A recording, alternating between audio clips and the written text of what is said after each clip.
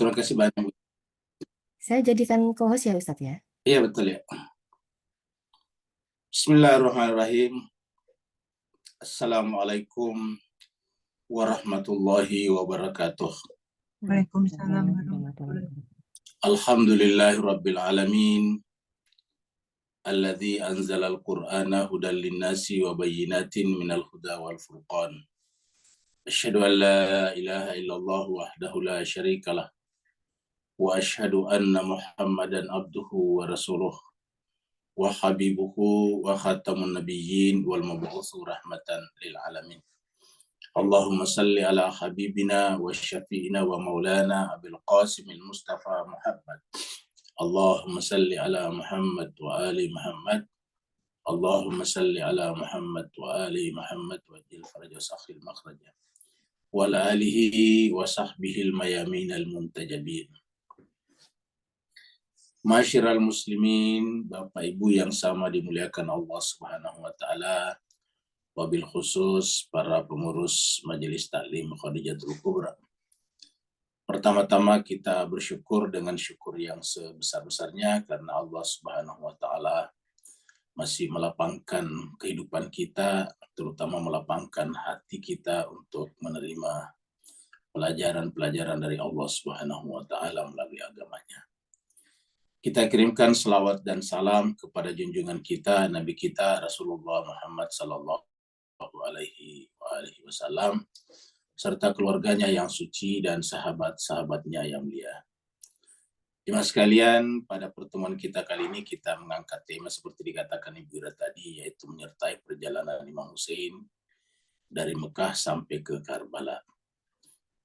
Ini kita lakukan karena insya Allah setelah bulan Zulhijjah ya kita masuk pada bulan Muharram.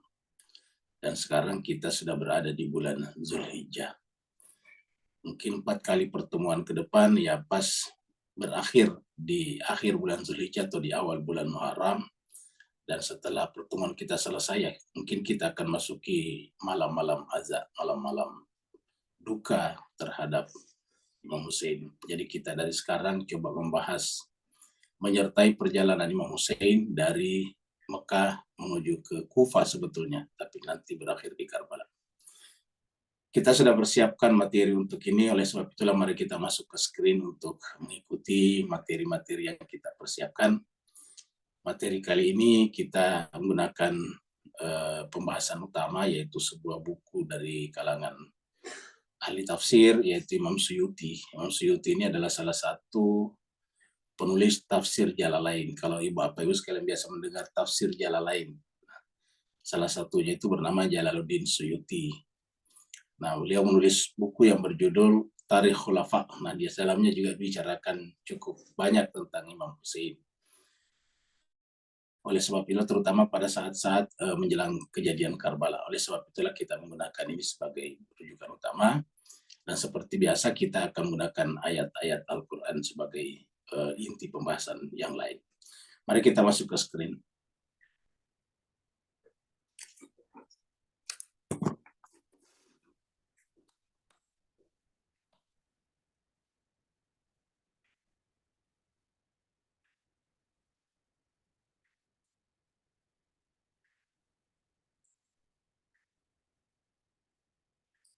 Jadi pembahasan kita Ibu sekalian adalah ini. Menyertai perjalanan Imam Hussein dari Mekah ke Karbala. Jadi dari Mekah ke Karbala. Dan kita ada 4 kali pertemuan, masing-masing pertemuan adalah sebagai berikut. Pertemuan pertama adalah meninggalkan Madinah ke Mekah. Jadi Imam Hussein meninggalkan Madinah ke Mekah itu baru perjalanan pertama. Nah, yang kita bicarakan terutama nantinya adalah yang kedua, meninggalkan Arafah menuju ke Kufah. Jadi meninggalkan Arafah menuju ke Kufah. Ya, jadi aslinya Imam Hussein itu meninggalkan Arafah di Mekah menuju ke Kufah di Irak. Tetapi yang terkenal adalah meninggalkan Mekah menuju ke Karbala karena nanti berakhir di Karbala. Kemudian pertemuan ketiga nantinya adalah dipaksa berhenti di Karbala. Dan pertemuan yang terakhir adalah pembantaian Karbala dan darah kemanusiaan. Nah, inilah jemaah sekalian berbahagia pembahasan-pembahasan kita ke depan Jadi bagi yang ingin mengikuti alur cerita ini secara sempurna, ya harus ikut setiap kali pertemuan. Pertemuan kita kali ini dimulai dari yang pertama, yaitu meninggalkan Madinah. Ini pada saat awal meninggalnya Muawiyah ya, bin Abi Sufyan, dan ini yang kita bahas hari ini, yaitu meninggalkan Madinah ke Mekah. Ini adalah buku rujukan utama kita, jadi sumber utama. Jadi sumber utama kita ini adalah bukunya. Jadi Ibu sekalian, kalau Bapak Ibu yang belum pernah melihat buku aslinya, inilah dia ya. Ini judul aslinya adalah Tarikh Al-Khulafa. Jadi judul bacanya Tarikhul Khulafa atau Tarikh Al-Khulafa.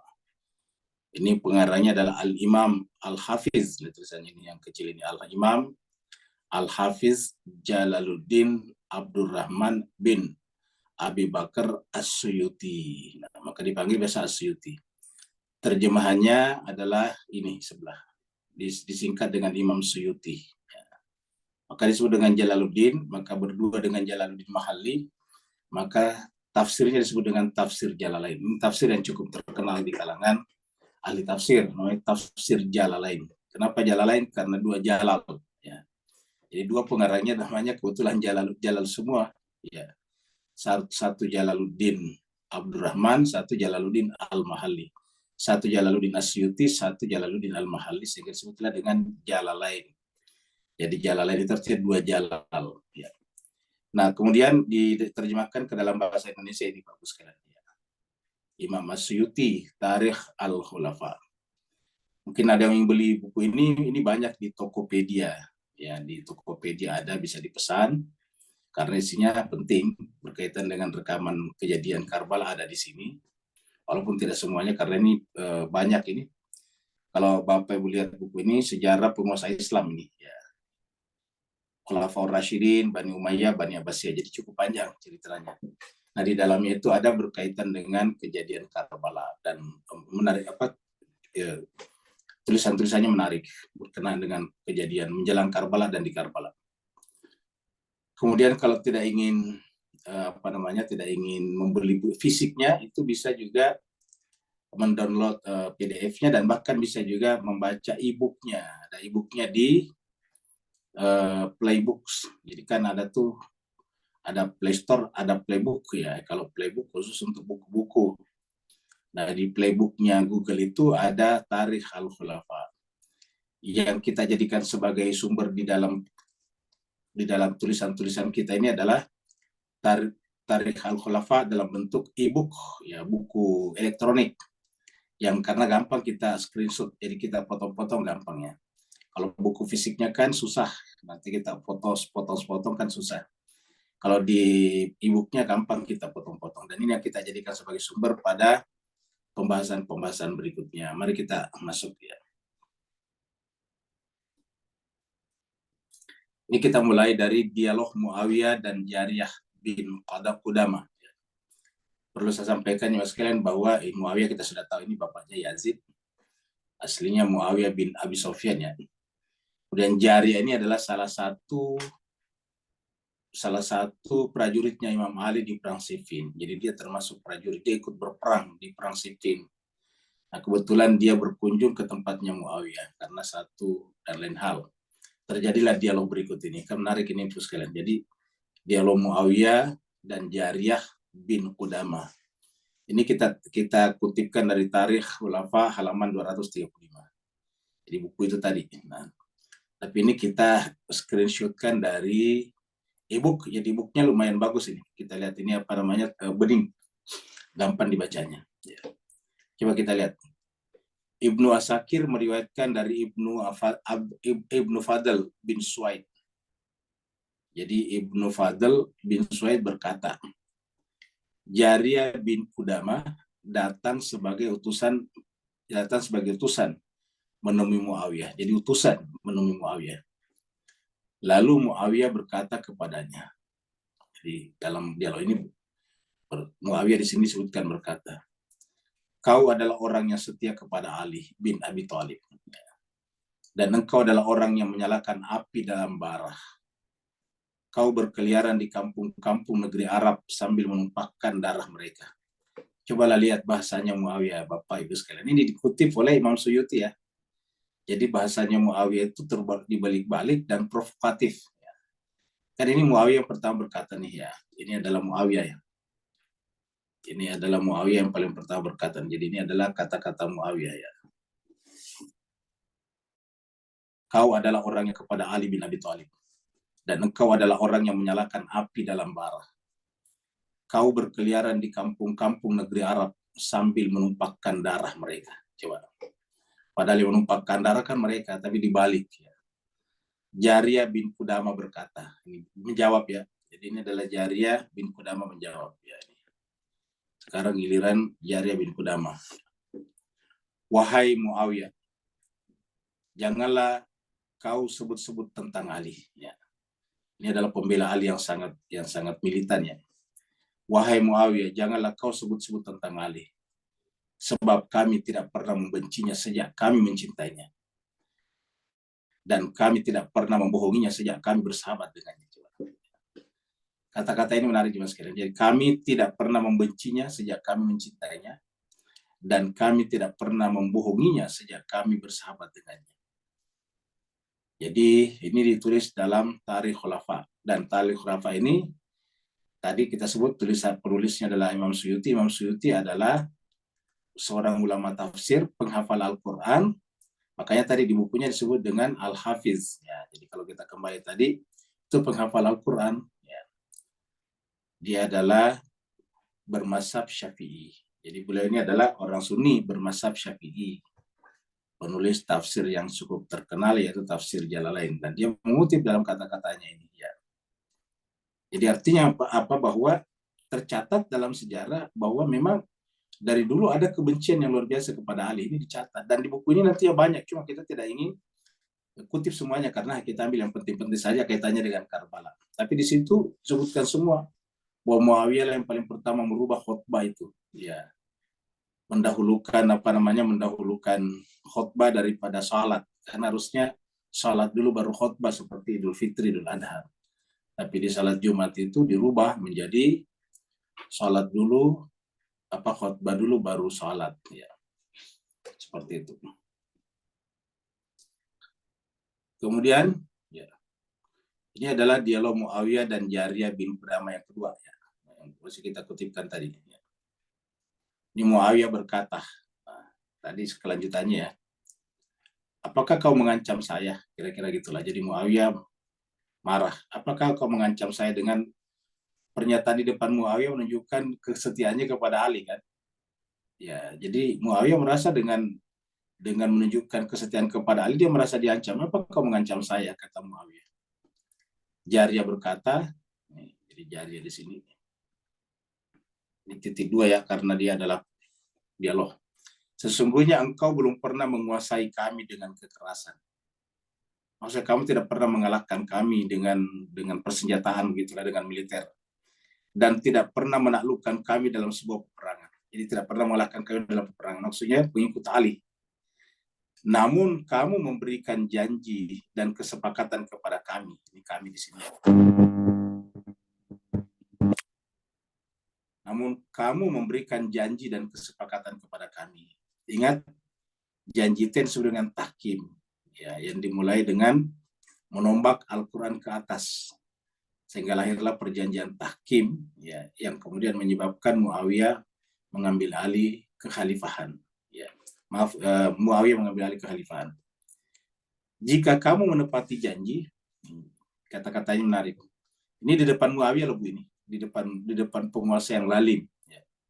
Jadi di depan penguasa yang lalim, seorang Jaria bin Kudama tadi berkata, ya, jika kamu menepati janji, maka kami akan menepati juga janji sesuai dengan kesepakatan. Dan jika kamu menginginkan yang lain, maksud mengingkari janji, maka sesungguhnya kami masih mempunyai banyak tentara yang berdiri di belakang kami. Ya. Kami masih memiliki baju-baju besi yang kuat. Jika kamu memulai melakukan pengkhianatan, maka kami akan maju dengan langkah yang lebih panjang. Coba Ibu sekalian, pengikut Imam Ali di depan Muawiyah dia berkata begitu. Begitu setianya ya. Apa kata Muawiyah? Muawiyah berkata, Semoga Allah tidak menciptakan lebih banyak manusia-manusia seperti ini. Ya. Semoga Allah tidak menciptakan lebih banyak manusia seperti ini. Artinya yang begitu kekeh, yang begitu militan, yang begitu kuat mendukung Imam Ali bin Abi Thalib alaihi salam. Sekarang Muawiyah mempersiapkan Yazid. Ya. Sekarang kita pindah ke halaman 244. Tadi kan 235. Tarikh Khulafa 244. Jadi kita loncat-loncat. Ya. Ibnu Sirin berkata, Amr bin Hazam datang menemui Muawiyah. Jadi ini laporan dari Ibnu Sirin. Ya, kalau tadi adalah Qudama, sekarang Al-Jariyah bin Qudama, ini adalah Amr bin Hazam. Datang menemui Muawiyah. Dia berkata kepadanya, tapi ini orangnya dia nih, maksudnya Muawiyah, saya ingatkan kepadamu tentang umat Muhammad. Siapa yang akan kau jadikan sebagai penggantimu sebagai khalifah? Nah, ini ketika, boleh dikata cerita ini pasti terjadi ketika Muawiyah sudah tua dan sudah sakit-sakitan. Ya. Maka diingatkan oleh Amr bin Hazm. Ya, saya ingatkan kepadamu tentang umat Muhammad. Siapa yang akan kau jadikan sebagai penggantimu sebagai khalifah? Muawiyah berkata, kau telah menasihatiku dan kau telah pula mengatakan pendapatmu. Sesungguhnya tidak ada lagi kecuali anakku. Nah, perhatikan mas sekalian. Padahal perjanjian tahkimnya itu kan adalah setelah Muawiyah meninggal dunia, urusan dikembalikan kepada umat, dimusyawarahkan lagi. Ya. Perjanjian tahkim. Ya, perjanjian gencatan senjata lah. Ya, namanya perjanjian gencatan senjata. Jadi sebetulnya Ibu sekalian, Bapak Ibu sekalian, kondisi Muawiyah dengan Imam Ali ini pada saat itu adalah masih tetap dalam perang, masih at war, masih dalam keadaan peperangan. Cuma ceasefire disebabkan karena adanya perjanjian tadi tahkim, dan itu yang diingatkan tadi oleh Jariyah bin Qudama. Ya.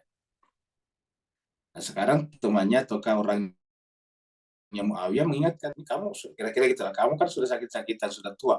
Ini hati-hati dengan umat Muhammad, kalau kamu pergi tidak ada penggantinya. Muawiyah berkata, kau telah menasihati aku dan kau telah menyatakan pendapatmu, yaitu pendapatnya supaya memberikan pernyataan terbuka bahwa Yazid dipersiapkan oleh Muawiyah. Maka dikatakan oleh Muawiyah di sini, sesungguhnya tidak ada lagi kecuali anakku dan anak-anak mereka. Jadi tidak ada lagi yang aku persiapkan kecuali anakku. Ingat kata-kata ini. Sesungguhnya tidak ada lagi kecuali anakku dan anak-anak mereka. Maksudnya ini kan sudah dipersiapkan dinastinya.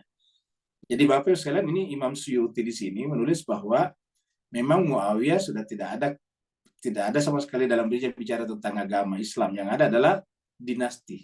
Ya, ini adalah bukan lagi khilafah, tetapi dinasti. Ya, karena dikatakan sesungguhnya tidak ada lagi kecuali anakku dan anak-anak mereka. Namun anakku jauh lebih berhak untuk memangku khilafah. Nah, perhatikan. Anakku lah yang jauh lebih berhak untuk memangku. Ingat kata-kata anak-anak mereka di sini, anak-anaknya Ali ya maksudnya Pak Ustaz. Jadi kata Muawiyah di sini tidak ada lagi kecuali anakku, anak saya dan anak-anak mereka, maksudnya anak-anaknya Ali. Jadi anak-anaknya Ali, kita ganti warnanya di sini ya. Tidak ada lagi kecuali anakku dan anak-anak Ali. Namun kata Muawiyah, anakku lah, coba. Anakku lah yang jauh lebih berhak untuk memangku khilafah. Anakku lah yang lebih berhak. Anakku lah yang lebih berhak memangku jabatan khilafah ini. Jadi masih menggunakan kata khilafah, yang padahal ini adalah dipersiapkan oleh Muawiyah. Di dalam Al-Quran khilafah itu adalah dari Tuhan, khalifah Allah. Jadi dari sini kita lihat yang paling pertama merusak agama itu sebetulnya secara sistematis adalah Muawiyah. Tentu sudah terjadi kerusakan sebelumnya, tapi secara sistematis menjadi sebuah dinasti, menjadi kerajaan yang zalim turun-temurun itu adalah dari Muawiyah. Ya. Dan kita tahu Muawiyah lah tadi mengambil alih kekuasaan melalui perang, ini sudah dengan perang Siffin. Atiyah bin Qais berkata, dalam sebuah pidatonya Muawiyah berkata, jadi ini laporan dari Atiyah bin Qais. Jadi sebetulnya hadis-hadis semua yang diangkat oleh Imam Suyuti ya. Muawiyah berkata, ya Allah, jika ketentuan saya menjadikan Yazid sebagai penggantiku, karena aku melihat dia memiliki keutamaan, lihat kata-katanya ya. Nanti di dalam buku ini juga dibantah kata-kata ini sebetulnya bahwa Yazid tidak memiliki keutamaan. Tapi lihatlah kata-katanya Muawiyah. Jadi di sini Muawiyah membuat retorika namanya, ya, mempengaruhi perasaan umat. Jadi memang dia retorikanya menarik, ya. Dan kita tahu bahwa penceramah-penceramah sekarang pun juga yang paling banyak didengarkan itu kan yang mempunyai retorika yang baik. Apalagi kalau bisa disertai sedikit dengan lucu-lucuan, nah itu lebih banyak lagi pengikutnya. Nah itu yang terjadi pada Muawiyah pada saat itu. Coba lihat kata-katanya. Muawiyah berkata, ya Allah, jadi bahasanya bahasa Tuhan. Ya Allah, jika ketentuan saya menjadikan Yazid sebagai penggantiku, karena aku melihat dia memiliki keutamaan, maka sampaikanlah dia untuk menduduki khilafah dan tolonglah dia. Dan jika yang saya putuskan ini hanyalah karena rasa cinta seorang ayah kepada anaknya, maka cabutlah nyawanya sebelum dia menduduki kursi khilafah. Nah, ini kan kalau orang yang berbahasa agama dengan logika yang cetek, yang rendah, itu pasti termakan. Coba kita lihat, ini kan berarti Muawiyah ini menyerahkan kepada Tuhan. Coba lihat. Padahal apa yang salah di sini? Yang salah di sini sudah dari awal mengingkari perjanjian. Kalau mengingkari perjanjian dari awal, berarti kan dari awalnya sudah salah, zalim. Yang namanya mengingkari perjanjian itu zalim, maka tidak mungkin turunan-turunan kezaliman itu menjadi baik. Nah, jadi dari awal kan sudah mengingkari perjanjian tahkim tadi. Karena perjanjian tahkim mengatakan bahwasanya setelah Muawiyah akan meninggal dunia, maka urusan umat itu tertera dalam perjanjian itu. Urusan umat akan dikembalikan kepada umat, bukan diteruskan oleh Muawiyah ke bawah. Tetapi bahasa inilah yang kemudian membuat membara orang-orang yang mengaku sebagai fanatik agama. Dia lupa bahwa agama menjadi tidak bermakna ketika tidak disertai dengan kejujuran. Agama tidak bermakna ketika tidak disertai dengan kebenaran. Agama itu basisnya adalah pada kebenaran. Ketika kebenaran sudah tidak ditegakkan, ya nggak ada gunanya agama. Jadi dasar agama itu kebenaran. Walaupun zikirnya sampai 1 juta kali satu hari, salat malamnya sampai jidatnya seperti batu kapalan, dan sebagainya. Kalau sudah berangkat daripada ketidakjujuran atau ketidakbenaran, kebatilan, ya batil. Dan ini yang termakan kata-kata Muawiyah ini akan tetap setia mendukung nanti Yazid. Ya Allah, jika ketentuan saya menjadikan Yazid sebagai penggantiku, karena aku melihat dia memiliki keutamaan, maka sampaikanlah dia untuk menduduki khilafah. Coba. Jadi kata-kata khilafah selalu disebutkan sini. Padahal dia berdoa. Kalau yang namanya khilafah bukan berdoa, Tuhan yang langsung memilih. Dan tolonglah dia. Dan tolonglah dia. Dan jika yang saya putuskan ini hanyalah karena rasa cinta seorang ayah kepada anaknya, maka cabutlah nyawanya sebelum dia menduduki kursi khilafah. Ini kita kutip dari Tarikh Khulafah tadi, halaman 244.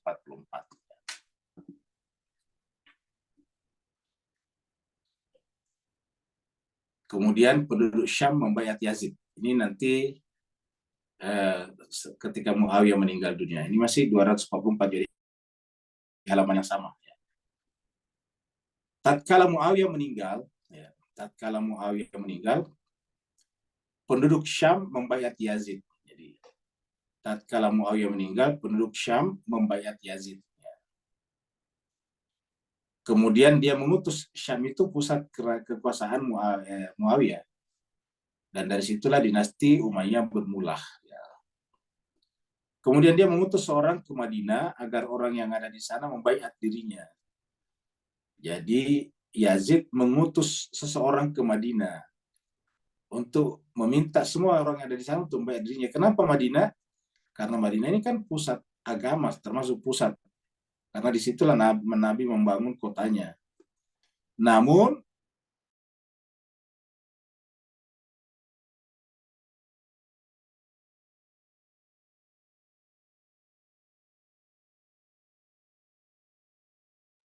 Hilang suaranya. Iya, mungkin signal Ustadz tidak bagus. Kita tunggu dulu ya, Ibu-ibu, Bapak-bapak. Iya, baik.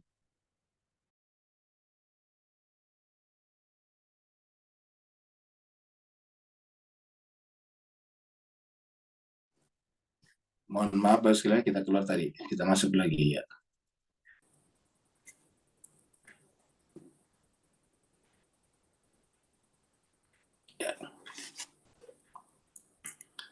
Nah, jadi kita ulangi lagi. Ya, Abdullah bin Zubair tidak membaiat dan tidak pula mengajak orang lain untuk membaiat dirinya.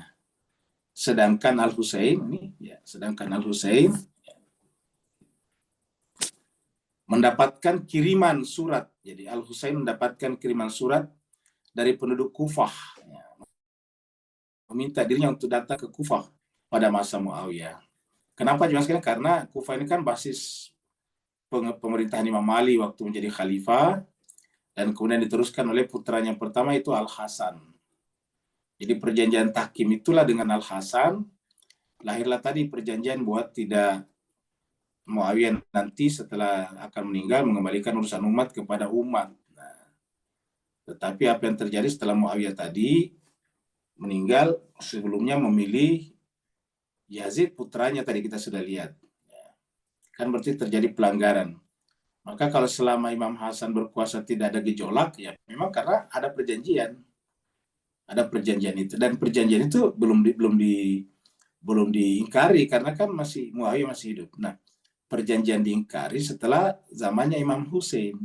Maka kalau kemudian Imam Hussein melakukan perlawanan, ya memang karena sudah terjadi pengingkaran terhadap perjanjian. Ya, seperti itu. Jadi kenapa Al-Hasan tidak melakukan semacam perlawanan, sedangkan Al-Husain melakukan, yaitu tadi karena pada zaman Imam Hasan itu perjanjian berlaku. Ya.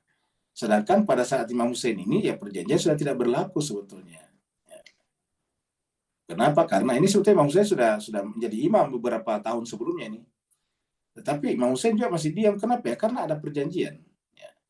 Jadi ingat, waktu kejadian ini Imam Hussein itu sudah imam bagi kalangan Syiah Imam Ali, Syiah Ali ataukah keluarga Nabi. Ya, kenapa tidak ada gerakan? Ya karena belum terjadi pelanggaran. Pelanggaran setelah Muawiyah akan meninggal dan memilih secara sepihak Yazid gitu. Ya. Nah, jadi kita teruskan. Jadi sedangkan Al-Husain mendapatkan kiriman surat dari penduduk Kufah meminta dirinya untuk datang ke Kufah pada masa Muawiyah. Namun Al-Husain tidak mau. Ya. Artinya tidak langsung menerima tawaran orang Kufah itu. Nah, kenapa orang Kufah? Karena tadi di Kufah itulah basisnya ayahnya Imam Ali, di Kufah itulah juga basisnya kakaknya Imam Hasan. Ya. Maka sekarang mereka meminta Imam Hussein datang ke sana. Namun Al-Husain tidak mau. Artinya pada panggilan pertama. Tatkala Yazid dibayat, mereka kembali mengirim surat dan memintanya untuk datang ke Kufah. Ya. Dia lalu berminat untuk pergi ke Kufah dan menemui mereka. Itu setelah surat yang berikutnya. Abdullah bin Zubair mengusulkan agar dia pergi ke Kufah. Nah, Abdullah bin Zubair, kita tekankan dulu Abdullah bin Zubair ini. Abdullah bin Zubair ini ia menyetujui kalau dia pergi ke Kufah. Mengusulkan agar dia pergi ke Kufah. Apa sebabnya? Karena Abdullah bin Zubair ini punya juga rencana tersendiri. Jadi Abdullah bin Zubair ini juga punya rencana tersendiri. Dia juga ingin berkuasa. Maka dia senang kalau Imam Hussein meninggalkan Madinah. Ya. Supaya kalau Imam Hussein meninggalkan Madinah, tidak ada lagi tokoh besar di Madinah. Kecuali Abdullah bin Zubair. Ya. Dan kita tahu bahwa Abdullah bin Zubair ini kan terlibat juga pada perang Jamal. Ya, bersama dengan Talhah. Ya. Sedangkan Abdullah bin Abbas melarangnya. Nah, ini Abdullah bin Abbas melarangnya. Apa alasan melarangnya? Itu tentu juga karena dia tahu bahwa Abdullah bin Zubair punya rencana-rencana tersendiri. Kalau Imam Hussein pergi, siapa lagi yang jadi tokoh di Madinah pusat Islam pada saat itu? Dia berkata, jadi Abbas berkata, janganlah kau melakukan itu. Ya. Abdullah bin Umar. Nah, ini Abdullah juga namanya. Jadi ada Abdullah bin Zubair, ada Abdullah bin Umar. Ya. Abdullah bin Zubair ini kan adalah ponakannya Siti Aisyah kan begitu. Sedangkan Abdullah bin Umar ini putra daripada Umar bin Khattab. Abdullah bin Umar juga berkata, janganlah engkau keluar menuju mereka. Nah itu dia. Jadi sama dengan pendapatnya Ibnu Abbas, Abdullah bin Abbas. Abdullah bin Abbas ini adalah putranya Abbas. Ya, berarti ini adalah pamannya Imam Hussein. Karena ini kan Abdullah berarti sepupu dengan Nabi ayah kakeknya Imam Hussein. Ya, jadi ponakan cucu ya. Jadi Abdullah bin Abbas bersaudara dengan Abdullah. Ya, jadi Muhammad kan Muhammad bin Abdullah. Abdullah bersaudara dengan Abbas. Nanti Abbas kasih anaknya juga namanya Abdullah juga nih. Ya. Abdullah bin Umar juga berkata, ya, janganlah kau keluar menuju mereka, maksudnya menuju ke Kufah. Karena sesungguhnya Allah memberi pilihan kepada Rasulullah antara dunia dan akhirat. Dan dia memilih akhirat. Nah, Bapak Ibu bisa lihat di sini bahwa dikotomi atau kesekularisasi antara dunia dan akhirat itu sudah terjadi sejak awal. Jadi kesalahpahaman terhadap agama itu sudah terjadi dari awal. Dan tidak tanggung-tanggung ini tokoh-tokoh besar yang melakukan itu. Karena ini menunjukkan bahwa dia memisahkan antara dunia dan akhirat. Padahal dalam konteks Islam yang sesungguhnya tidak bisa dibedakan dunia dan akhirat. Berperang itu urusan akhirat kalau berkaitan dengan kebenaran. Memang menjadi urusan dunia kalau berkaitan dengan kepentingan pribadi. Tapi kalau berkaitan dengan kepentingan keadilan, nah itu adalah kebenaran. Dan itu adalah termasuk akhirat. Begitulah seterusnya kalau seorang suami bantu itulah mencari nafkah untuk menghidupi istri dan anaknya sebagai komitmen terhadap perjanjian nikahnya, nah itu adalah akhirat. Nah, jadi tidak boleh dipisah-pisah, tidak boleh didikotomisasi, tidak boleh terjadi dikotomi, tidak boleh terjadi sekularisasi di sini. Jadi kita lihat bahwa cikal bakal sekuler sudah ada di Islam ini. Jadi kita ulangi lagi, Abdullah bin Umar, putranya Umar berkata, janganlah engkau keluar menuju mereka, karena sesungguhnya Allah memberi pilihan kepada Rasulullah antara dunia dan akhirat. Coba. Allah memberikan pilihan kepada Rasulullah antara dunia dan akhirat. Dan dia Rasulullah memilih akhirat, kata dia. Sedangkan engkau adalah cucu Rasulullah, maka engkau tidak akan mendapatkan dunia. Nah, jadi seakan-akan Abdullah bin Umar ini mengkhotbahi, menasihati Imam Hussein yang merupakan manusia suci dan pilihan Rasulullah melalui putranya, melalui mantunya Ali bin Abi Thalib. Seperti itu. Ini Tarikh Al-Khulafa halaman 244. Al-Husain bin Ali bin Abi Thalib. Nah, kita bicara sedikit tentang Imam Husain karena kita akan bicara tentang menyertai perjalanannya nanti. Nah, ini kita ambil dari Wikipedia umum ini. Wikipedia ya. Jadi nanti Wikipedia. Jadi Bapak Ibu bisa baca semuanya juga. Ini kita lihat ini adalah Imam Husain ya. Masa jabatannya 670 sampai 680 ya. 670 sampai 680 Masehi ya. Meninggalnya 680 yaitu tahun 61 Hijriah. Tidak sampai 1 tahun setelah meninggalnya Muawiyah. Jadi kita lihat bahwa 670 dia menjabat sebagai imam jadi 10 tahun. Jadi Imam Husain sudah menjadi imam selama 10 tahun pada saat Muawiyah. Ya. Kenapa tidak melakukan perlawanan? Nah itu karena Muawiyah belum melakukan pengingkaran atas janji tahkim tadi atau arbitrase. Ya. Jadi kita lihat di sini pendahulunya Imam Hasan bin Ali, sedangkan penggantinya putranya itu Ali Zainal Abidin. Ya. Informasi pribadi, lahir 10 Januari 626 Hijriah, Masehi, atau bertepatan dengan 3 Sya'ban tahun 4 Hijriah. Jadi Imam Husain lahir tahun 4 Hijriah. Jadi 4 tahun setelah Nabi sampai di Mekah, di Madinah. Yaitu lahir di Madinah, Hijaz, Arabia, Saudi Arabia.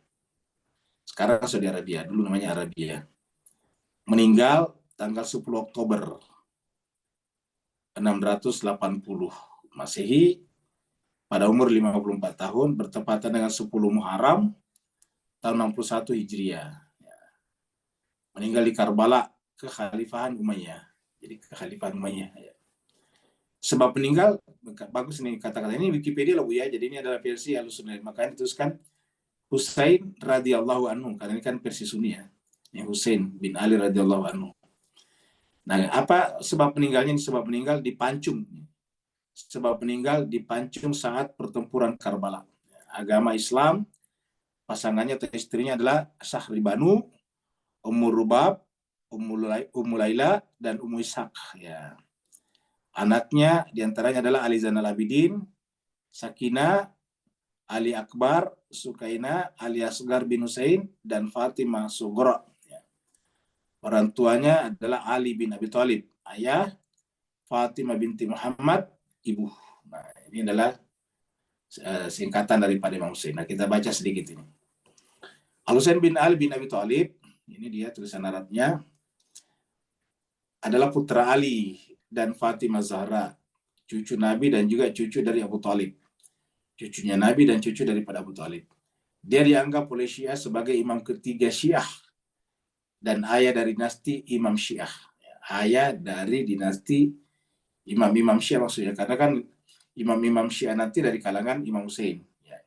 Dan 12 imam dari Ali bin Hussein hingga Mahdi, Imam Mahdi maksudnya. Ia juga dikenal dengan nama panggilannya Abu Abdullah atau Abu Abdillah. Hussein terbunuh pada hari Asyura dalam pertempuran Karbala, dan karena alasan ini kaum Syiah juga memanggilnya Sayyidus Syuhada, penguasanya para syuhada. Hussein menghabiskan 7 tahun pertama hidupnya bersama kakeknya. Jadi Hussein menghabiskan 7 tahun pertama hidupnya bersama kakeknya. Inilah masa-masa indah hidupnya Imam Hussein. Muhammad, Nabi. Ya. Nabi dikutip mengatakan tentang Hussein dan saudaranya Hasan.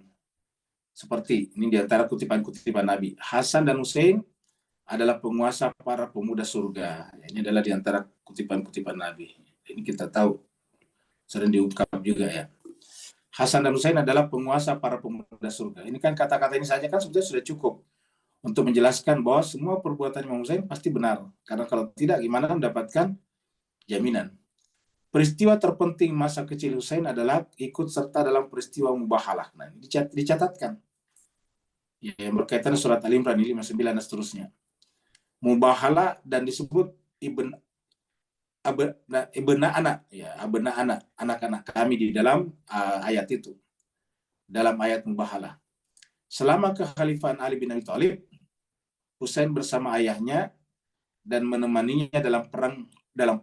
Ya, jadi selalu menemani ayahnya dalam perang. Kemudian dia mematuhi perjanjian damai. Ini tadi yang kita bicarakan, kenapa tidak ada gerakan selama itu. Dia mematuhi perjanjian damai saudaranya dengan Muawiyah dan tidak melakukan tindakan apapun terhadap Muawiyah. Kenapa ya? Karena ada perjanjian. Itulah Islam, kepatuhan terhadap perjanjian. Namun, dia menganggap permintaan Muawiyah untuk menerima Yazid sebagai putra mahkota perjanjian damai. Nah, berarti jadi itu bertentangan perjanjian dan bid'ah dalam Islam dan tidak menerimanya. Saya kira jelas sekali alasannya jelas, karena melanggar perjanjian. Jadi kalau ada yang mengatakan kenapa Imam Hussein belakangan melakukan perlawanan terhadap Yazid, ya karena sudah pelanggaran di sana, sudah harus melakukan amar ma'ruf nahi mungkar ya. Kemudian sekarang kita balik ke Madinah, kita ke Madinah lagi, Gubernur Madinah dan Imam Hussein ya. Ini kita kutipkan dari Wiki Syiah, kalau tadi kan Wikipedia. Jadi sekalian ada juga namanya Wiki Syiah, jadi bisa baca juga. Ini ada Indonesianya juga. Setelah kematian Muawiyah pada pertengahan Rajab tahun 60 Hijriah. Jadi pertengahan Rajab ya. Nanti akhir Rajab Imam Hussein meninggalkan Mekah. Jadi tidak lama setelah Muawiyah meninggal. Jadi kita ulangi, setelah kematian Muawiyah pada pertengahan Rajab tahun 60 Hijriah, masyarakat ingat nanti Imam Hussein meninggal 61 ya. 61 Hijriah awal, Muharram kan. Muharram itu sudah masuk tahun 61 ya. Masyarakat memberikan baiat kepada Yazid. Yazid setelah memegang tampuk kekuasaan tidak mempunyai pikiran. Tidak ada isi kepalanya kecuali hanya untuk mengambil, memaksa baiat dari beberapa orang yang tidak berbaiat kepada Muawiyah. Oleh karena itu, gubernur pada waktu itu yang dijabat oleh Walid bin Utbah bin Abi Sufyan. Jadi Ingat, yang menjabat gubernur Madinah pada saat itu adalah Walid. Jadi dan di Madinah itulah basisnya Imam Hasan. Maaf, Imam Hussein juga. Ya. Imam Hussein terutama di sana. Ya, dari situlah tinggal. Di Walid bin Utbah. Nanti Imam Hasan juga belakangan dari Kufah ke sana. Makanya kuburan Imam Hasan itu kan ada di Madinah. Ada di Baqi sana. Jadi yang menjadi gubernur, ingat, gubernurnya namanya adalah Walid bin Utbah bin Abi Sofyan. Siapa? Pasti kita sudah tahu. Walid bin Utbah bin Abi Sofyan kan berarti bahwa ini adalah sepupu daripada Muawiyah. Apa namanya, ponakan dari Muawiyah. Kalau Muawiyah kan di sini, Muawiyah bin Abi Sofyan. Berarti Walid ini adalah ponakannya karena Walid bin Utbah bersaudara dengan Muawiyah gitu. Jadi mulai pada saat itu sudah terjadi nepotisme. Yang diangkat gubernur di sana adalah Walid bin Utbah bin Abi Sofyan. Ya. Jadi kemudian gubernur pada waktu itu yang dijabat oleh Walid menulis surat kepada Imam Hussein dan mengabarkan kematian Muawiyah kepadanya. Bersamaan dengan surat itu, ia menyertakan, ingat, Imam Hussein sebetulnya tidak pernah berbayat kepada Muawiyah. Makanya dikatakan tadi yang tidak berbayat kepada Muawiyah. Nah, lalu kenapa tidak ada gerakan? Yaitu karena perjanjian. Jadi Imam Hussein hanya patuh kepada perjanjian. Patuh kepada perjanjian berarti harus menghormati Muawiyah karena itu adalah hasil perjanjian dari tahkim, arbitrasi pada saat usainya perang Siffin. Ya. Bersamaan dengan surat itu, surat dari Walid ini, ia menyertakan surat singkat. Ya. Surat itu ditujukan kepada Walid. Jadi maksudnya Imam Hussein ada surat singkat juga Yazid kepada Walid. Ia berkata, ambillah bayat dari Husain bin Ali. Jadi Yazid berkata kepada Walid, kepada gubernur Madinah, ambillah bayat dari Husain bin Ali, Abdullah bin Umar, Abdurrahman bin Abi Bakar, dan Abdullah bin Zubair. Jadi semuanya ini yang dianggap sebagai tokoh-tokoh yang tersisa di Madinah, yang tidak akan berbayat kepada Yazid. Jika mereka tidak bersedia memberi bayat, coba kata-katanya sekalian, jika mereka tidak bersedia memberi bayat, penggallah kepala mereka, coba. Jadi ini kan sudah sangat mengerikan. Jadi kan menunjukkan bahwa peristiwa Karbala itu adalah peristiwa yang dipersiapkan sebetulnya. Jadi kalau ada yang mengatakan bahwa yang membunuh Imam Hussein di Karbala itu adalah pengikutnya juga, itu tidak jelas. Ini tidak membaca buku ini, Wikipedia, dan ini juga sebetulnya di Tarikh Khulafah juga disampaikan secara implisit ya. Jadi jika mereka tidak bersedia memberi bayat, penggallah kepala mereka. Sesampainya surat ini ada sumbernya, nomor 4 ini sumbernya. Sesampainya surat itu, datang pula surat yang berasal dari Yazid. Sesampainya surat itu, datang pula surat yang berasal dari Yazid. Dan menegaskan bahwa nama-nama pengikut dan penentang supaya dikirim kepada mereka. Jadi semua nama-nama yang tidak mau berbayat dikirim kepada Yazid. Oleh sebab itu Walid dan Marwan bermusyawarah. Marwan juga ini orang mereka, orang-orang Abu Sufyan semua di Marwan. Ya. Yang tadinya diusir oleh Nabi dari Madinah kemudian dikembalikan oleh Utsman. Ya. Dan menjadi menteri perbendaharaan negara pada zamannya Utsman. Dengan usulan Marwan bin Hakam, mereka dipanggil ke Darul Imarah. Jadi artinya mereka-mereka yang tidak mau berbayat ini dipanggil ke Darul Imarah, ya, termasuk Imam Hussein di dalamnya. Jadi dengan usulan Marwan bin Hakam, mereka dipanggil ke Darul Imarah. Ya. Ini masih kelanjutannya tadi. Walid lalu mencari Abdurrahman bin Umar bin Utsman bin Affan. Nah, Bapak sekalian sudah lihat ini. Abdurrahman bin Umar bin Utsman bin Affan. Ya, jadi Walid mencari Abdurrahman bin Umar bin Affan untuk menjemput Imam Hussein. Ibnu Zubair menjemput Abdullah bin Umar dan Abdurrahman bin Abu Bakar untuk membawanya ke hadapan gubernur Madinah. Imam Hussein alaihissalam bersama dengan 30 pengikut setianya datang ke Darul Imarah di Madinah. Seperti tadi usulan daripada Marwan. Walid menyampaikan kabar kematian Muawiyah kepada Imam Hussein. dan kemudian membacakan surat yang ditulis oleh Yazid tentang keinginan Yazid waktu dibayat tadi dan mengancam akan memenggal kepala yang tidak mau berbayat. Surat itu diberikan juga kepada Imam Hussein. Oleh karenanya, Walid ingin supaya Imam Hussein membayat Yazid. Namun Imam Hussein tidak segera memenuhi keinginan itu. Imam Hussein alaihissalam meminta diberikan kesempatan oleh Walid. Dan ia pun menyepakatinya. Imam Hussein alaihissalam bersabda kepada Walid, apakah kamu akan ridho jika sekiranya aku membayat Yazid secara sembunyi-sembunyi? Aku kira kamu menginginkan bahwa bayat yang aku berikan harus dilakukan di hadapan masyarakat. Jadi artinya, apakah kamu inginkan saya berbayat secara sembunyi-sembunyi untuk saya saja dengan kamu? Kata Walid, kata Imam Hussein, pasti yang kamu inginkan kan kamu ingin saya berbayat di depan orang banyak. Karena ini kan harapannya kalau Imam Hussein berbayat kan berarti semua orang yang selama ini mengikuti Imam Hussein akan berbayat kepadanya. Nah, dan Walid menjawab, betul, maksudnya betul yang dikatakan oleh Imam Hussein, yaitu tidak cukup berbayat secara sembunyi-sembunyi. Pendapatku juga demikian, kata si Walid, gubernur itu. Imam Hussein alaihissalam bersabda, oleh karena itu bersabarlah sampai hari esok sehingga aku akan memberitahukan pendapatku. Gubernur Madinah pada petang hari setelah melakukan pertemuan dengan Imam Hussein mengutus seseorang untuk memastikan jawaban Imam Hussein. Jadi pada petang hari diutus lagi Imam Hussein untuk mendapatkan jawaban. Imam Hussein alaihissalam meminta kesempatan lagi dan disetujui oleh Walid. Keadaan Madinah tak lagi aman oleh karenanya. Jadi udah panas di Madinah nih.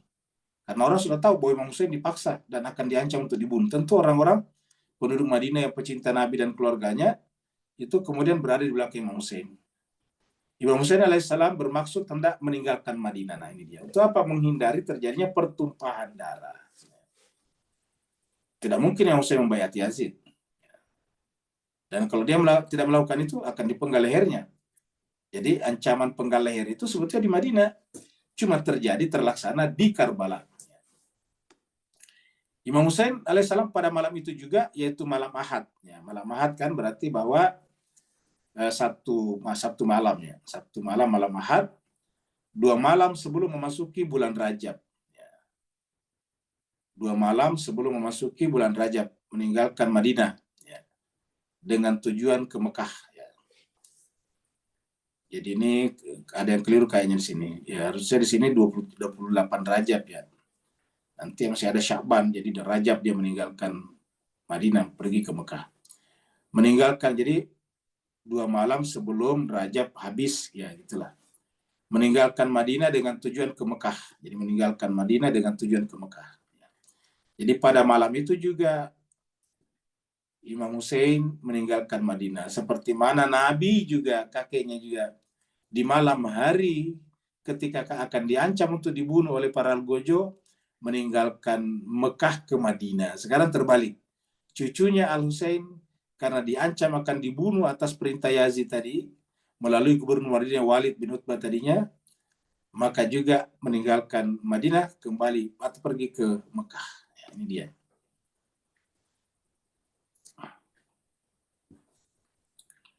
Nah sekarang Imam Hussein meninggalkan Madinah. Ya.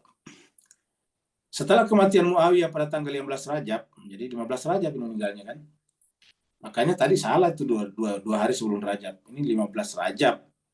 Berarti Imam Hussein meninggalkan Madinah itu 2 hari sebelum Rajab habis gitu. Jadi sekitar tanggal 28 Rajab. Ya, itu yang benar tadi ya. Jadi yang benar adalah ini. Karena kan setelah Muawiyah meninggal ini baru diminta bayatnya.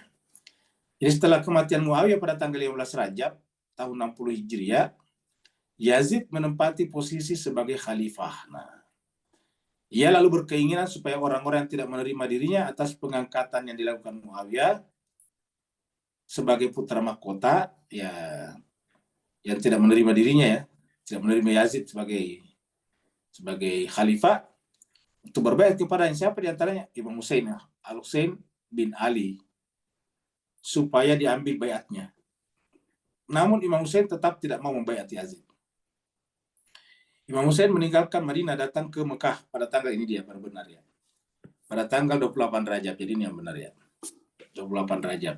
Jadi yang tadi itu ada typo ya.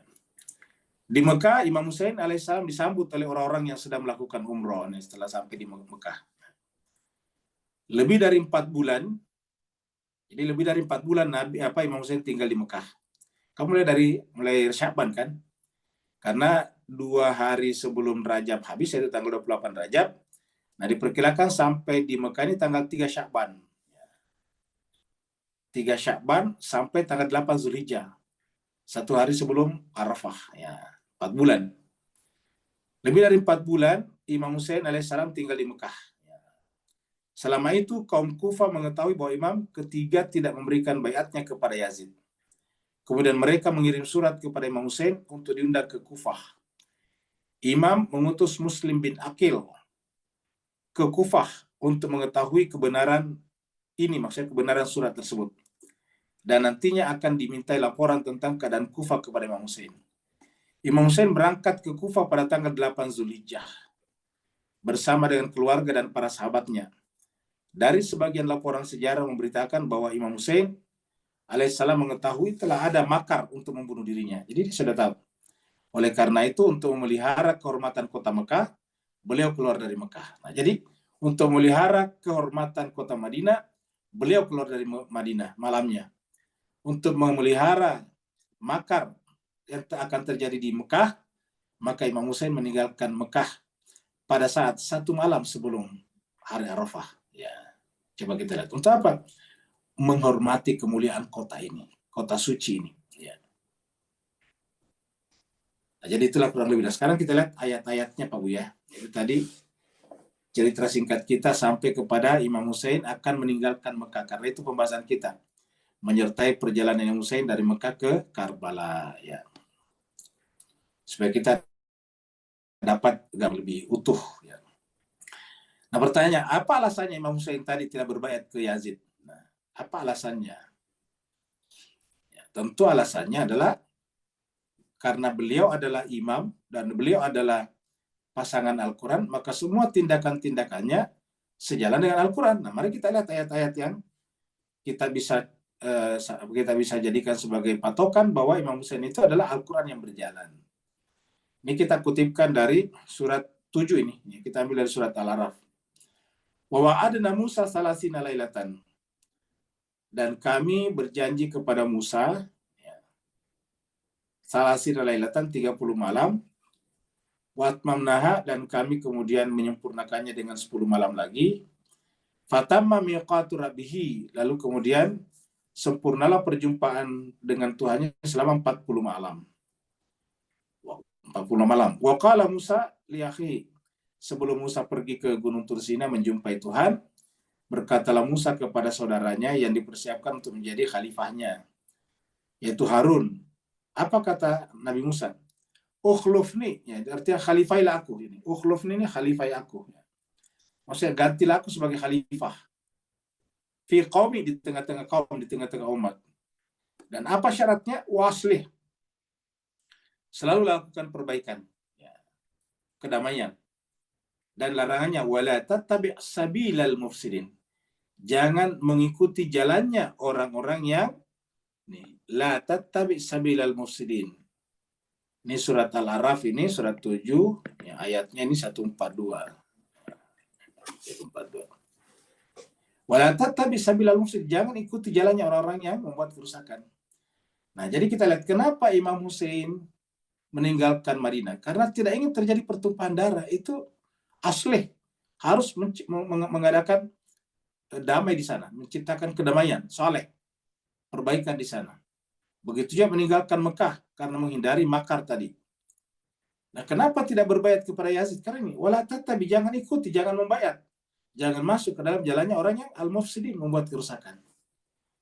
Dan bagaimana buruknya Yazid juga diceritakan oleh Imam Suyuti dalam Tarikh Khulafa. Ini adalah surat Sad. Ini surat 38 ya. 38 ayat 26. Ya Daud, wahai Nabi Daud, inna ja'alnaka, sungguhnya kami menjadikan kamu khalifatan fil ardh, khalifah. Jadi yang Allah jadikan khalifah di muka bumi itu tugasnya apa? Fahkum bainan nasi bil haq. Tegakkanlah hukum di antara manusia dengan kebenaran ini. Jadi patokannya adalah dengan kebenaran. Jadi kalau Imam Hussein tadinya diam selama 10 tahun pemerintahan Muawiyah, ya karena ada perjanjian tahkim. Dan itu adalah kebenaran fakta. Dan perjanjian tahkim itu adalah dibuat oleh kakaknya Imam Hussein. Setelah terjadi perang Siffin melawan ayahnya. Ya. Jadi bil haq. Baru wala tattabil hawa, ini juga larangan. La tattabil hawa ini. Jangan mengikuti hawa nafsu. Fayudillaka an sabilillah. Maka niscaya kamu akan tersesat dari jalan Allah. Jadi jangan mengikuti hawa nafsu.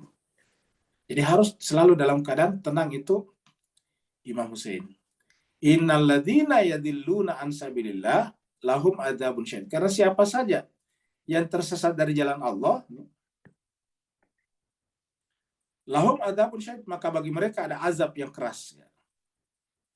Bima nasu, karena mereka itu telah lupa yaumal hisab, hari kiamat, hari akhirat.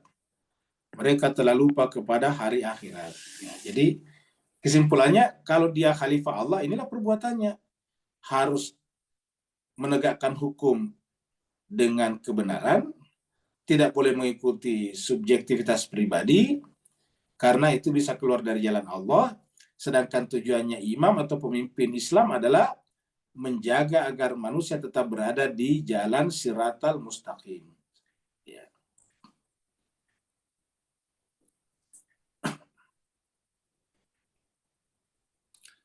Ini adalah surat An-Nisa ini. Ya, ini adalah surat An-Nisa. Ini surat 4 ayat 105. Ya. Inna anzalna ilaikal kitaba bil haq. Sungguhnya kami menurunkan kepada Muhammad. Kaknya di sini adalah Muhammad. Kami telah menurunkan kepada Muhammad Alkitab, kitab suci. Bil haqqi, nih, dengan kebenaran, sama tadi dengan kasusnya Nabi Daud. Dengan kebenaran. Jadi intinya adalah dengan. Untuk apa kitab suci ini yang isinya kebenaran? Supaya dengan kebenaran inilah litahkuma bainan nas. Kau menegakkan hukum di antara manusia. Litahkuma bainan nasi bima arakallah. Litahkuma bainan nasi bima arakallah. Ya, sebagaimana Allah telah memperlihatkan kepada, maksudnya mengajari kamu melakukan itu. Bima arakallah. Wala takun, dan janganlah menjadi lil khainin khasimah. Jangan engkau menjadi pembela. Di sini khasimah itu pembela, ya. Ini di sini adalah pembela, ini pembela yang benar di bahasa ini, ya. Bukan penentang, pembela, bukan penentang. Kita coret ini, ya. Nah, kita coret ini. Ini pembela yang benar, ini bawah ini pembela. Ya. Jadi wala takun lil khainina khasimah. Ya, artinya apa? Janganlah dengan kitab suci ini kamu menjadi pembela orang yang berkhianat. Nah, ketika Muawiyah secara sepihak memilih Yazid, dan Yazid menerima itu padahal dia tahu juga perjanjian tahkim itu, kan berarti sepakat dengan pengkhianatan. Dan ayat itu mengatakan jangan kau menjadi pembela, berarti jangan menjadi pembaiat, jangan berbait kepada orang berkhianat. Kan ini menunjukkan bahwa perbuatan Imam Hussein adalah kebenaran. Wala takun lil khainina khasimah. Janganlah engkau menjadi pembela terhadap orang yang berkhianat. Khain ini khianah. Ya. Jadi inilah yang dilakukan. Jadi perbuatan Imam Hussein tadi kita lihat sejalan dengan Al-Quran semuanya. Kenapa? Karena dia adalah Al-Quran yang berjalan, Al-Quran yang natik sebetulnya. Waja'alnahum a'immatan yahduna bi amrina. Waja'alnahum, dan kami jadikan mereka a'immatan, imam-imam. Ini adalah surat Anbiya. Ya, ini adalah surat 21 ayatnya 73. Ya. Waja'alnahum a'immatan yahduna bi amrina. Dan kami jadikan mereka sebagai imam-imam. Nah, jadi yang namanya imam itu apa tugasnya? Yahduna, membimbing, mengguide. Yahduna itu membimbing, memberi petunjuk kepada manusia bi amrina, atas arahan dari kami, atas perintah kami. Ya. Jadi semua tindakannya atas perintah Tuhan. Imam Hussein tidak berbayat itu adalah perintah Tuhan. Ketika Imam Hussein meninggalkan Madinah itu perintah Tuhan. Ketika Imam Hussein meninggalkan Mekah ke Kufa itu perintah Tuhan. Melalui apa perintah itu? Wahyu, auhayna, kami wahyukan ini. Wa auhayna, dan wahyukan ilaihim kepada mereka. Fi'lal khairat, maka semua perbuatannya adalah bajik. Fi'lal khairat.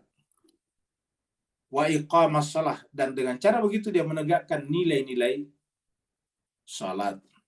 Wa ita az-zakah, dan menunaikan zakat, mensucikan dirinya. Wa kanu, dan mereka terhadap kami abidin, mereka lah hamba yang sesungguhnya. Mereka lah penyembah kami yang sesungguhnya, kata Tuhan. Wa kanu lana abidin, ya, mereka adalah beribadah kepada kami. Ini adalah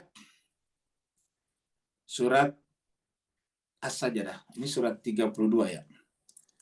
Surat 32 ayatnya 24 ya. Mirip tadi dengan surat Anbiya. Wa ja'alna minhum, dan kami jadikan dari mereka a'immatan. Ini muncul lagi di sini, a'immatan, imam-imam ya. Diartikan pemimpin-pemimpin. Ini a'immah adalah bentuk jamak dari imam ya. Apa tugasnya imam? Yahduna bi amrina. Lagi-lagi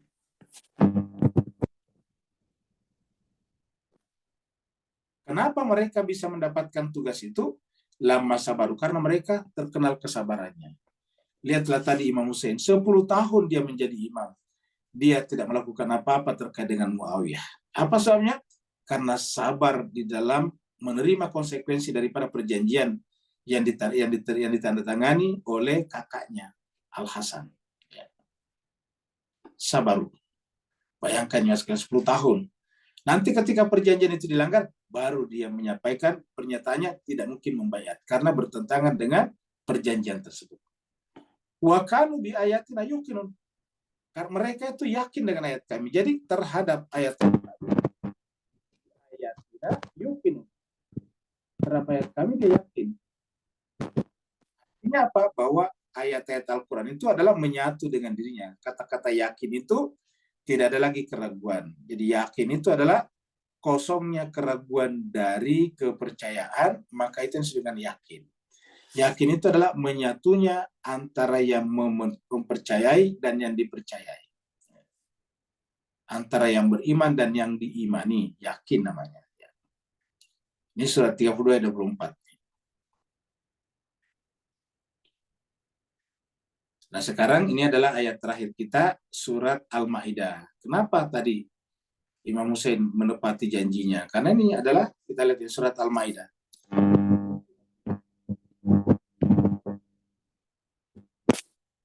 Surat 5 ayat 1. Dan ini banyak di Quran, tapi kita angkat ini karena ini adalah satu-satunya surat yang permulaannya adalah penting perintah memenuhi akad. Ya ayyuhalladzina amanu, wahai orang-orang beriman, ya termasuk Imam Hussein di dalamnya tentunya, aufu bil uqud, penuhilah akad. Jadi perintah wajibnya memenuhi akad. Ya ayyuhalladzina amanu aufu bil uqud. Penuhilah akad-akad kalian. Jadi karena tadi ada akad perjanjian yang disebut dengan perjanjian arbitrasi, perjanjian tahkim, oleh istilah bahasa Arabnya perjanjian tahkim, perjanjian damai, perjanjian arbitrase antara Muawiyah dengan Imam Ali di perang Siffin yang kemudian ditandatangani pada zaman Imam Hasan. Ya, maka kemudian ini harus dipenuhi. Ya ayyuhalladzina amanu aufu bil uqud, penuhilah akad-akad itu. Kalau tidak memenuhi akad itu berarti keadaan kalian sama saja dengan bahimatul anam. Kalau kita tidak memenuhi perjanjian ini sama dengan bahimatul anam, sama saja dengan hewan ternak. Bahima itu binatang, al-anam hewan ternak. Nah, jadi ini kita tidak baca ke sini karena ini hanya berkaitan dengan ihram. Tapi ini intinya adalah bahwa perintah untuk meyakini, untuk memenuhi akad, dan tidak memenuhi akad, derajatnya turun menjadi seperti hewan ternak. Imam Hussein paham betul, bahkan Imam Hussein adalah merupakan jelmaan sempurna daripada ayat-ayat ini, sehingga perbuatan-perbuatannya tertuntun oleh Al-Quran, oleh Allah Subhanahu Wa Taala, sehingga kita lihat bahwa semua perbuatan-perbuatannya bisa kita lacak sejalan dengan semua ayat-ayat Al-Quran. Nah, Mas sekalian berbahagia, berarti menyertai Imam Hussein sama dengan menyertai Al-Quran. Ya. Jadi inilah pertemuan pertama kita pada hari ini ketika Imam Hussein meninggalkan Madinah dan pergi ke Mekah. Di Mekah selama 4 bulan tadinya, yaitu mulai tanggal 3 Sya'ban sampai tanggal 8 Zulhijjah. Jadi 3 Sya'ban sampai 8 Zulhijjah. Jadi kurang lebih 4 bulan lebih sedikitnya. Jadi Ramadan juga di sana beliau, Syawal di sana beliau, Zulkaidah di sana beliau, dan juga Zulhijjah di sana beliau selama 8 hari. Tanggal 8 malamnya, kemudian tanggal 8 atau ke-9 malam, kemudian meninggalkan Mekah, meninggalkan Arafah, menuju ke Kufah, lalu kemudian dihentikan nanti di Karbala. Terima kasih banyak atas perhatian Bapak Ibu sekalian, mohon maaf atas segala kekurangan. Inilah pembahasan kita, yang mau bertanya dipersilakan dengan segala hormat. Ya, silakan kepada bapak-bapak atau ibu-ibu yang ingin bertanya, langsung saja dinyalakan mic-nya.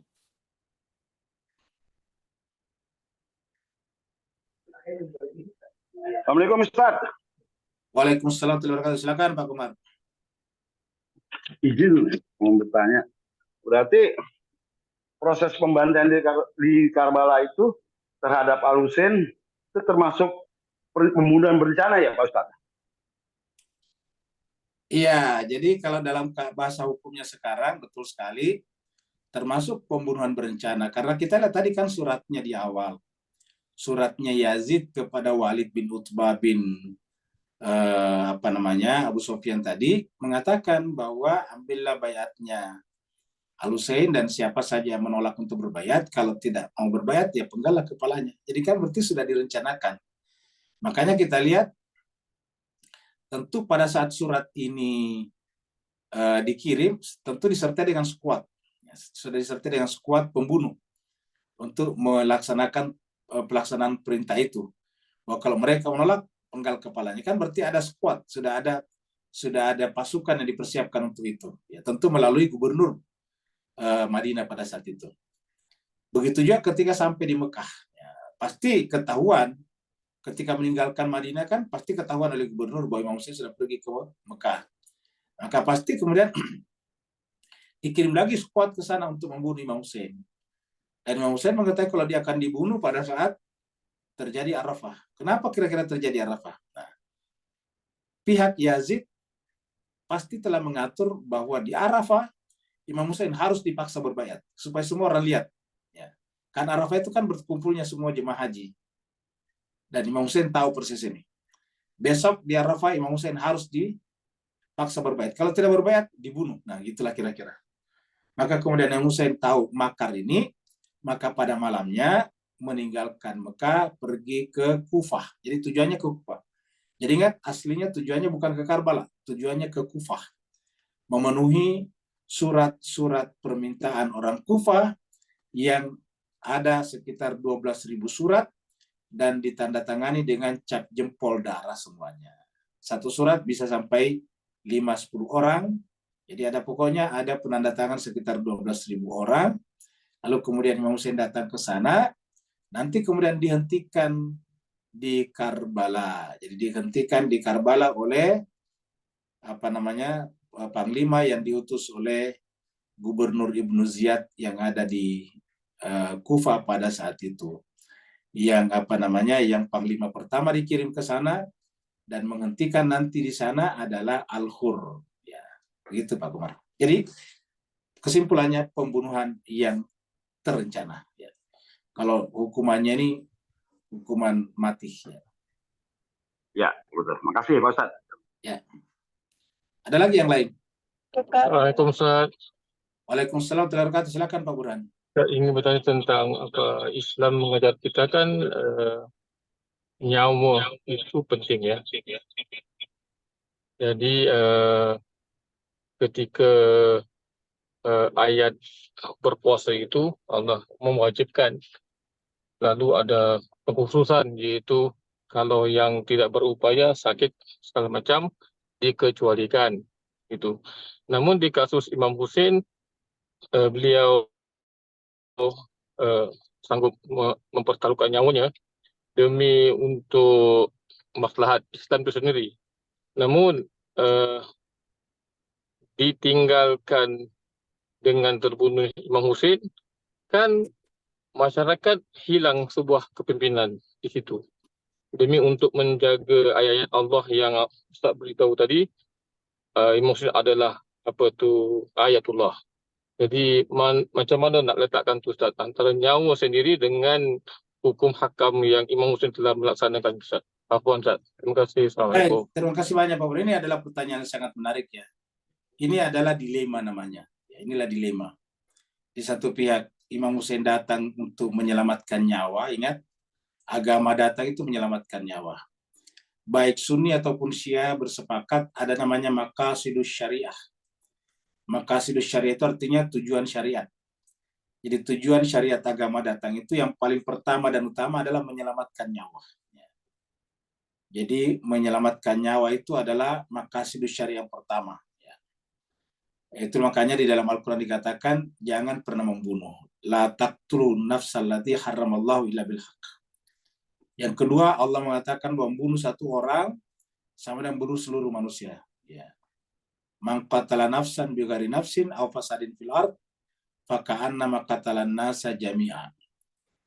Jadi orang bunuh satu orang sama dengan bunuh seluruh manusia. Jadi nyawa dalam Islam itu sangat berharga. Nah sekarang Imam Hussein telah melakukan berbagai macam cara untuk menyelamatkan nyawa ini. Ya. Jadi sebetulnya Imam Hussein tidak pernah berniat untuk berperang. Jadi ulangi, Imam Hussein seperti mana Habil tidak pernah berniat untuk membunuh Qabil. Ya. Imam Hussein juga tidak pernah berniat untuk membunuh mereka. Buktinya apa? Buktinya tadi, selama 10 tahun Imam Hussein menjalankan tugas imamanya pada zaman Muawiyah, Imam Hussein tidak pernah membuat masalah dengan Muawiyah. Apa sebabnya? Karena tugasnya menjalankan Al-Quran, Al-Haq dan kebenaran. Dan di antara isi Al-Quran itu adalah memenuhi perjanjian, dan di situ ada perjanjian yang ditandatangani oleh Imam Hasan yang disebut dengan perjanjian tahkim atau perjanjian arbitrase antara pihak Ali dulu dengan pihak Muawiyah pada saat perang Siffin. Nah, jadi Imam Hussein harus memenuhi perjanjian ini. Walaupun dia tahu kalau ini terjadi Muawiyah itu memerintah tidak sesuai dengan Al-Quran. Tapi ada perjanjian yang mengikat mereka. Ya. Ini yang pertama. Jadi Imam Hussein tidak melakukannya. Lalu kemudian Imam Hussein pada saat Yazid diangkat pun juga Imam Hussein tidak pernah berniat untuk melakukan pemberontakan. Jadi kata memberontak ini bukan bahasa Islam. Bukan bahasa Imam Hussein. Apa yang dilakukan Imam Hussein? Hanya memenuhi perjanjian. Ya. Bahwa kalau Muawiyah meninggal dunia, maka urusan dikembalikan kepada umat. Nah, karena isi perjanjian itu dikembalikan kepada umat, maka otomatis berdasarkan isi perjanjian tahkim ini, pengangkatan sepihak Yazid adalah tidak sah, ilegal. Ya, ini adalah ilegal. Jadi tidak legal Yazid berkuasa. Kalau Imam Hussein menerima Yazid, kan berarti membenarkan ilegalitas. Kalau Imam Hussein membaiat Yazid, berarti menerima status kebatilan. Karena ilegal itu bisa disamakan dengan batil. Sama saja dengan menerima kebatilan. Sama saja menerima dengan hasil curian. Bayangkan kalau Imam Hussein menerima sesuatu yang dia tahu kalau ini hasil curian.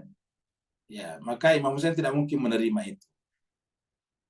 Tapi kan ada ancaman tadi, kalau tidak menerimanya dia akan dipenggal lehernya. Nah, justru menghindari dipenggal leher itulah, karena kalau Imam Hussein dipenggal lehernya di Madinah pasti terjadi pertumpahan darah. Maka demi menghindari pertumpahan darah, demi Imam Hussein menghormati nilai-nilai kemanusiaan, maka kemudian Imam Hussein meninggalkan Madinah di malam hari untuk pergi ke Mekah. Jadi meninggalkan Madinah ke Mekah pada malam hari. Janjinya kan besok keputusannya. Jadi dia meninggalkan. Ya. Karena kalau besok ya pasti dipenggal lehernya, dan ini terjadi pertumpahan darah. Madinah pasti akan berlumuran darah. Ya. Maka Imam Hussein tidak ingin menodai kota yang dibangun, disucikan oleh kakeknya dengan darah yang telah diperjuangkan oleh kakeknya dengan segala macam pengorbanan. Pergi ke Mekah. Di Mekah lagi, kita lihat tadinya, dibuat lagi makar, dibuat lagi muslihat, tipu muslihat, untuk memaksa nanti Imam Hussein berbaiat pada tanggal 9 Zulhijjah di Arafah. Nah, maka pada malamnya Imam Hussein juga meninggalkan Mekah. Karena kalau Imam Hussein dipaksa berbaiat di Arafah, tidak mungkin Imam Hussein melakukannya, karena kan batil. Yang namanya orang suci tidak mungkin dipaksa sekalipun untuk menerima kebatilan. Ingat, ulangi lagi, yang namanya orang suci tidak mungkin menerima kebatilan walaupun dipaksa. Maka Imam Hussein menghindari itu, karena kalau esoknya di hari Arafah dipaksa untuk berbaiat dan dia tidak mau berbaiat dan pasti tidak mau berbaiat, maka terjadilah pertumpahan darah lagi. Kenapa pasti Imam Hussein dipenggal lagi lehernya di sana? Ingat tadi kata-katanya, dipenggal lehernya. Nah, maka Imam Hussein menghindari ini dengan cara pergi ke Kufah. Jadi dengan demikian, semua yang dilakukan oleh Imam Hussein justru seperti yang Pak Burhan tadi inginkan, yaitu menghindari pertumpahan darah. Bahkan ketika di Karbala pun juga itu bukan maunya Imam Hussein. Maunya Imam Hussein masuk ke Kufah. Tapi ketika dihentikan oleh Al-Hur, nanti kita lihat dialog-dialognya dengan Al-Hur. Dia pun mengatakan, kalau kalian tidak redho, tidak senang aku masuk ke Kufah, ya sudah, biarkan saya kembali ke Madinah lagi. Ya. Tapi tidak diberikan kesempatan, tidak boleh.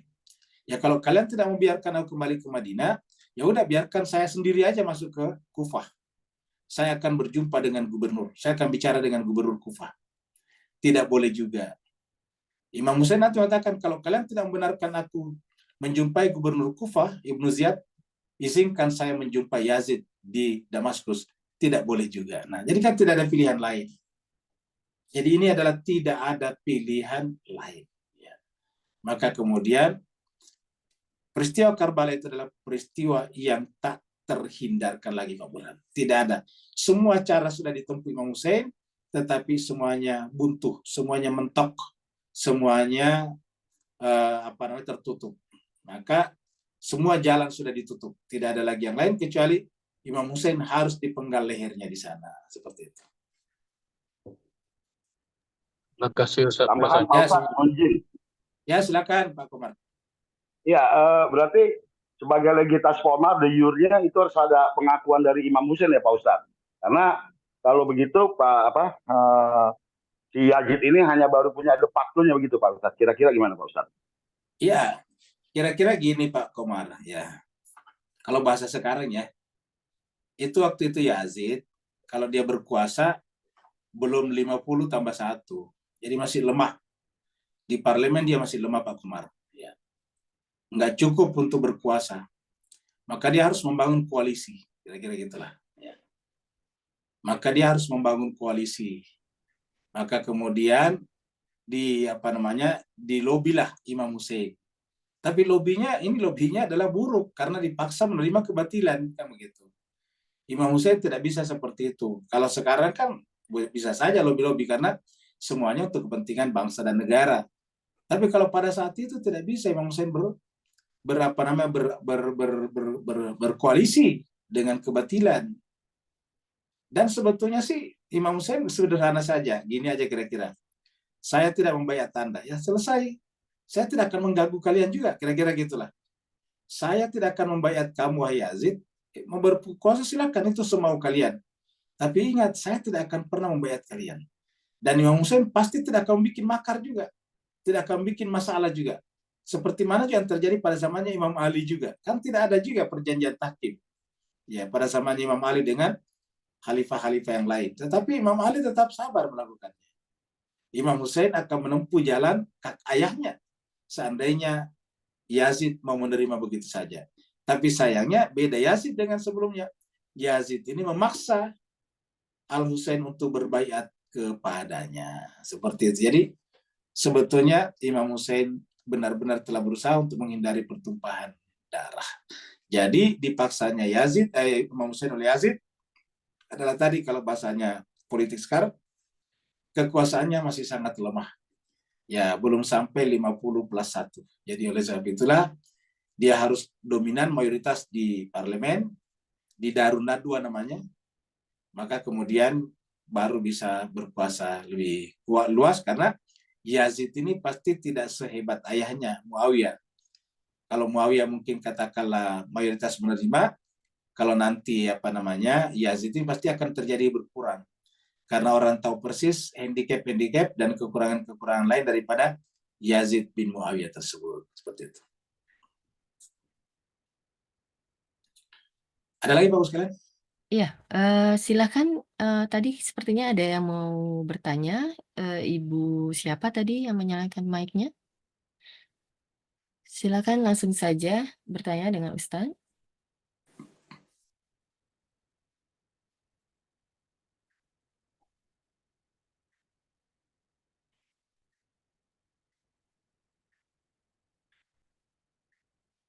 Ya, mungkin sudah terjawab dari penjelasan Ustadz tadi, Ustadz. Ya, betul. Iya. Gimana Ustadz? Apa dicukupkan saja atau masih menunggu jika ada yang masih bertanya? Ya, kalau tidak ada lagi ya kita tutup aja. Ya. Ya Ustadz, terima kasih banyak atas kesempatan yang Ustadz berikan pada pagi hari ini dan atas penjelasannya mengenai tema untuk bagian pertama ini Ustadz. Ini ada permohonan doa Ustadz dari Ibu Nadiro untuk ibunya yang sedang sakit, yang sedang dirawat di rumah sakit sudah 12 hari. Namanya Ibu Zainab Endun binti Markaban. Ustadz. Ya, silakan Ustadz. Ya, baik. Bapak sekalian, mari kita tutup majelis kita dengan sama-sama berdoa, dan kita secara khusus mendoakan ibunda daripada jemaat tetap kita, Ibu Nadira, yaitu Ibu Zainab Endun bin Markaban ya. Ibu Zainab ya. Ibu Zainab Endun binti Markaban. Ya, Ibu Zainab Endun binti Markaban ya. Bapak sekalian, mari kita sama-sama bermuajah, bertawajuh kepada Allah SWT, menghadapkan hati dan pikiran kita, karena Allah mengatakan berdoalah pasti akan kuijabah. Bismillahirrahmanirrahim. Alhamdulillahirabbil alamin, hamdan syakirin, hamdan na'imin, hamdan yuafi ni'amahu wa yukafi mazidah. Ya Rabbana lakal hamdu kama yanbaghi li jalali wajhikal karim wa dhimi sultanik. Allahumma salli ala Muhammadin wa ala ali Muhammad. Allahumma Rabbana la taj'alna fitnatan lil qaumi zalimin wa najjina birahmatika minal qaumil kafirin. Allahumma ya Allah Tuhan kami, janganlah Engkau jadikan kami sebagai sasaran fitnah daripada orang-orang yang zalim, dan berikanlah pertolongan kepada kami melalui rahmat-Mu agar kami terhindar dari kejahatan orang-orang yang menolak kepada kebenaran. Allahumma Rabbana ighfir lana dzunubana wa liwalidina warhamhuma kama rabbayana shighara. Allahumma ya Allah Tuhan kami, ampunilah segala dosa dan kesalahan kami, juga dosa dan kesalahan kedua orang tua kami.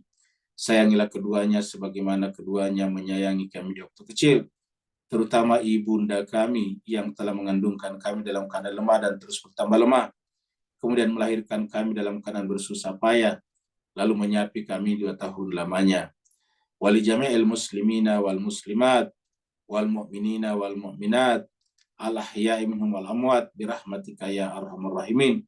Juga ampuni dosa dan kesalahan saudara muslim kami, dosa dan kesalahan saudara mukmin kami, laki-laki ataupun perempuan, masih hidup ataupun telah meninggal dunia.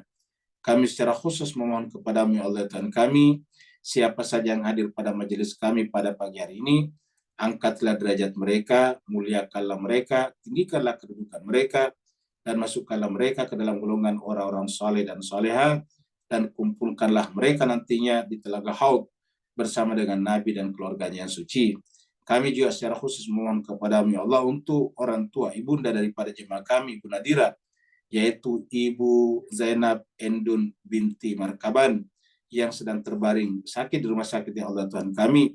Jadi kalau penyakitnya sebagai asbab kamu ampunkan segala dosa dan kesalahan-kesalahannya, angkatlah derajatnya dengan penyakitnya, berikanlah kesembuhan kepadanya dengan kesembuhan yang sempurna, karena tidak akan ada kesembuhan kecuali kesembuhan yang datang dari sisi-Mu ya Allah Tuhan kami.